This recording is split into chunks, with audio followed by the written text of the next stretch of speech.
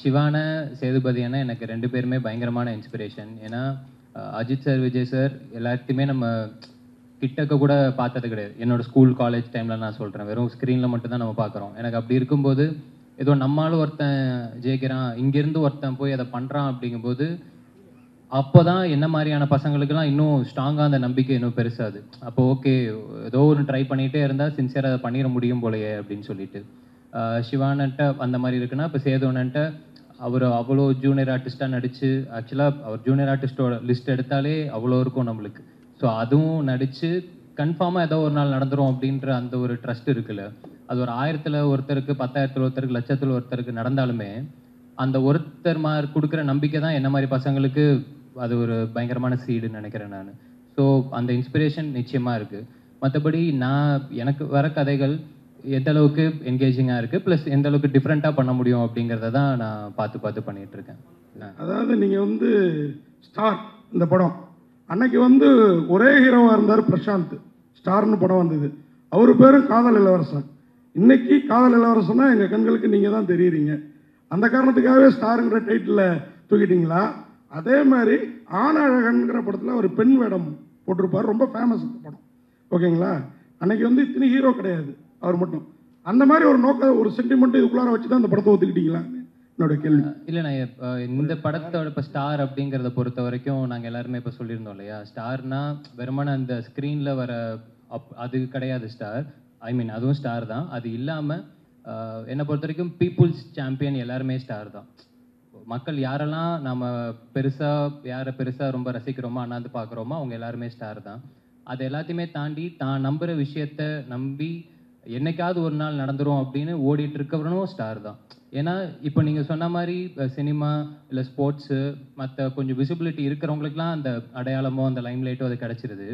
ஆனால் அது கிடைக்காம ஏதோ ஒரு வேலையில் அந்த லைம்லைட்டுன்ற விஷயம் இல்லாமல் நிச்சயமாக அவனோட திறமைக்கு அவனோட சக்திக்கு அவன் ஒரு சாதனை பண்ணி தான் இருப்பான். அவனை யார் அங்கீகரிக்கிறது, அவனை யார் பாராட்டுறது? ஸோ அவங்க எல்லாருமே சேர்ந்து ஸ்டார் அப்படின்னு சொல்கிற படம் தான் நம்ம ஸ்டார். டேரக்டர் சார், ஒரு கேள்வி இல்லை 2 கேள்வி. ஒன்று இந்த படத்தில் ஒரு பாடலாசிரியர்னாரு நம்ம காம்பேரும். நான் அந்த வரி நம்ம காதே கொடுக்க மாட்டேன், அந்த ஒரு வரி வந்தது பாருங்க, என் விழி மீன்களை தூண்டிலால் அப்படின்னு ஒரு. அதுக்கப்புறம் சரி இதுதான் அவ்வளோதான் அப்படின்னு நினச்சா உன் தலையை கோதி என் கைரேகை ஜாஸ்தி ஆகிட்டுங்கிற மாதிரி அவரை பாராட்டிடுங்க. அதுக்கடுத்து இன்னொரு கேள்வி, இங்கே அந்த பேனர் தான் அவர் சொல்லிட்டாரு, எங்கள்கிட்ட உங்களை தப்பிக்க வச்சுட்டாரு. ஆனாலும் எம்ஜிஆர் ஸ்டாருங்கிற அந்த இதில் பின்னாடி அந்த பேனரில் இல்லாமல் போன அமிதாப் கூட இருக்கிறார், நம்ம ஊருக்கு அவ்வளோவா சம்மந்தம் இல்லாதவர். அதுக்கு என்ன காரணம்? அதே மாதிரி இந்த படத்தில் ஹரிஷ் கல்யாண் தான் முதல்ல நடிக்கிறதா. 3 क्वेश्चन 2 அடுத்து வாய்ப்பு கிடையாது. அடுத்து என்ன காரணம் கவினை அதையும் சொல்லுங்க. ரைட் சார், இது ஆடியோ லான்ச் பிளான்ல இருக்கு சார். இப்பவுமே யுவன் சாரோட டேட்ஸ் தெரியல, மேபி ஆடியோ லான்ச் இருந்துச்சுன்னா அப்பா சொல்லலான்றதுக்காக லிரிக்ஸ்லாம் வச்சிருக்கேன். நான் எல்லாம் நிறைய லிரிக்ஸ் இருக்காங்க சொல்லணும்னு நினச்சேன். 2வது எம்ஜிஆர் சார் இல்லாததுக்கு காரணம் இல்லை சார், ப்ராக்டிக்கலான ரீசன் தான் சார். இந்த ஃப்ரேமிங்க்கு எனக்கு பிடிச்ச ஆட்களை வச்சுருக்கேன். இன்னொருத்தர் ஆட் பண்ணால் இந்த சிமிட்ரியாக இருக்காதுன்ற ஒரு ஃபீல்டுக்காக பண்ணேன், வேறு எதுவும் இல்லை. 3வது ஹரிஷ் கல்யாணுக்கு நன்றி சொல்லணும் சார். நான் லைக் காரணங்கள் வேறு காரணங்கள் சார், ப்ராக்டிக்கலான ரீசன்ஸ் தான். பட் ஸ்டில் அதை ஸ்போர்ட்டிவாக எடுத்து சப்போர்ட்டிவாக இருந்ததுக்காக ஹரிஷ் கல்யாணுக்கு நன்றி சொல்லணும் சார், அவ்வளோதான். இந்த கதை எழுதுறதுக்கு உங்கள் தூண்டின ஒருத்தர் உங்கள் மேடையில் இருக்கிறாரு, அதுவும் உங்கள் அப்பாவாகவே இருக்கிறாரு. தவிர நீங்கள் இந்த படத்தை டைரக்ட் பண்ணிருக்கீங்க, இன்னொரு ஹீரோக்கு வாய்ப்பு கொடுத்துருக்கீங்க. ஸோ ரொம்ப நல்லா இருக்குது. என்னோட கொஸ்டின் என்னென்னா, நீங்கள் எப்போ ஆக்ட் பண்ண போகிறீங்க? அது கண்டிப்பாக சார், எங்கள் அப்பாவுக்கும் அந்த ஆசை இருக்குது. எங்கள் அப்பாவோட எங்கள் அப்பத்தாவுக்கு ஒரு ஆசை இருக்குது சார். எங்கள் அப்பத்தா தான் சின்ன வயசுல கேட்டுகிட்டே இருப்பாங்க. நான் ஒரு வேளை ஃபியூச்சரில் நடித்தேன்னா அந்த படம் எங்கள் அப்பாத்தாக்கு டெடிகேஷனாக இருக்கும். ஓகே கவின், வாழ்த்துக்கள். பொதுவாக லேடிஸ் கெட்டப் போடும்போது ஒரு மாவை எடுத்துக்கிட்டாங்க. ஸோ அந்த மாதிரி இந்த படத்தில் அந்த கெட்டப் போடும்போது யாரையாவது ரெஃபரன்ஸாக எடுத்துக்கிட்டாங்க? கரீனா சோப்ரா. ஓகே, எனக்கு சொல்லுங்க.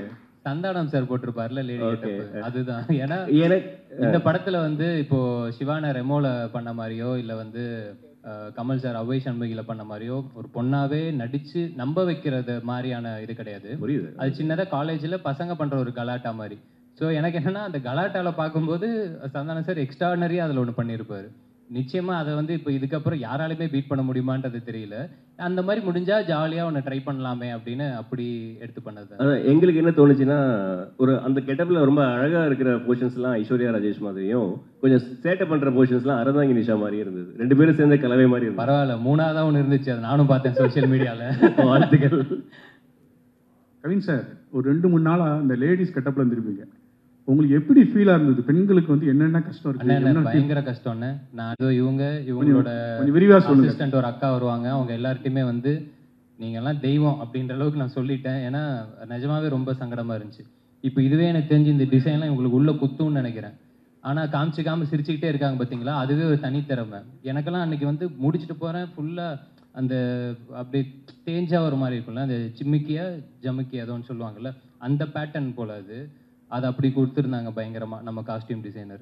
சரி, அதெல்லாம் ரொம்ப ரொம்ப கஷ்டம்ண்ணே. ஏன்னா இப்போ ஒரு ஈவெண்ட் அப்படின்னா நம்ம சும்மா ஏதோ ஓகே கிடைக்கிறத போட்டு டக்குன்னு வந்துடுறோம்ல, அவங்களுக்கு அந்த மாதிரிலாம் இல்லை, அது மெனக்கெடுதல்லே பயங்கரமாக இருக்குது. ஸோ அதெல்லாம் இனிமேல் யாராவது கலாய்ச்சா நானே கேட்பேன், எவ்வளோ கஷ்டம் தெரியுமா அந்த மாதிரி. கவின் சார், என்ன உங்களுக்கு மைக்கே தேவையில்ல போலேண்ணே. சொல்லுங்க. இப்போ வந்து நம்ம நடிச்சிருக்கோம் ஒரு படம். இந்த படம் டெஃபினட்டாக டிபேட்டபிள் அப்படின்னு நான் நினைக்கிறேன். அது சேம் டைம் இங்கே சம்பளம் டிபேட்டபிளா அப்படிங்கிறது எனக்கு தெரியல. டிபேட்டபிள் யாருக்கு அப்படின்னா எனக்கும் ப்ரொடியூசருக்கும். அட் த சேம் டைம் நம்ம ஏதோ கேட்குறோம் அப்படின்றதுக்கானலாம் யாரும் கொடுத்துடவும் மாட்டாங்க. அப்படி ஒரு விஷயம் கிடையவும் கிடையாது. இப்போ நீங்கள் எந்த பத்திரிக்கையில் வேலை செய்கிறீங்கன்றது எனக்கு தெரியல.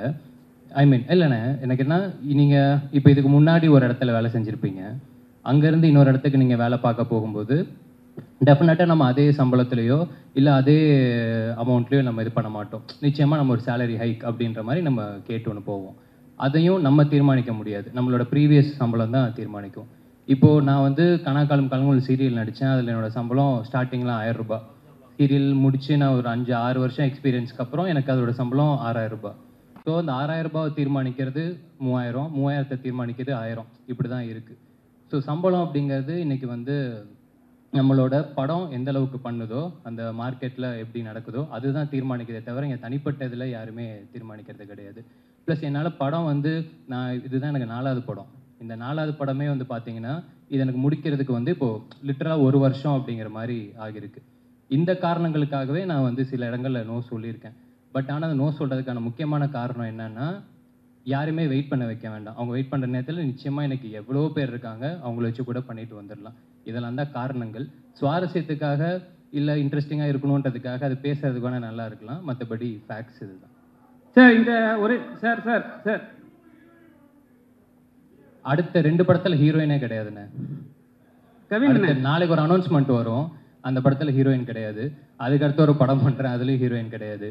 இந்த படத்துலேயும் நான் கதை மட்டும் தான் கேட்டேன், ஹீரோயின் தான் இந்த இவர் தான் கூப்பிட்டு வந்தார். கவின் ஸ்டார். ஏன்னா எப்பவுமே வந்து ஒரு படத்தோட ஹீரோ வந்து ஒரு பேர் சொல்லி ஒரு ரஜினியின் டெய்லர் அப்படி தான் வரும். இது என்ன கவின் ஸ்டார்? யாருக்கு மென்ஷன் பண்ணுறீங்க? யாருக்கு குறிப்பிட்டு சொல்ல வர்றீங்க?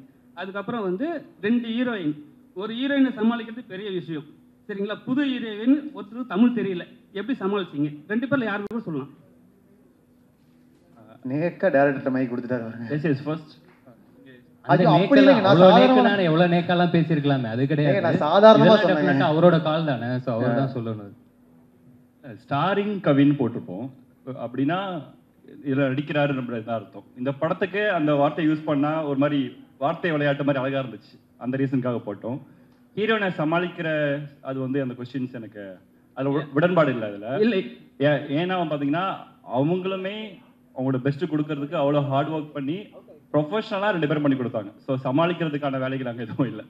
இல்லை சார், என்னன்னா 2 ஹீரோயின்னாவே. ஆனால் நீங்கள் கேட்டது இன்னொரு நான் ஆடடாகவே நான் சொல்லிடுறேன். ஒன்றும் இல்லை, இப்போ இவங்களுக்கு டெஃபினட்டாக தமிழ் தெரியாதுண்ணே. பட் ஆனால் அவங்களுக்கு தமிழ் தெரியல அப்படிங்கிறது வந்து ஸ்பாட்டில் நாங்கள் யாருமே ஃபீல் பண்ணல.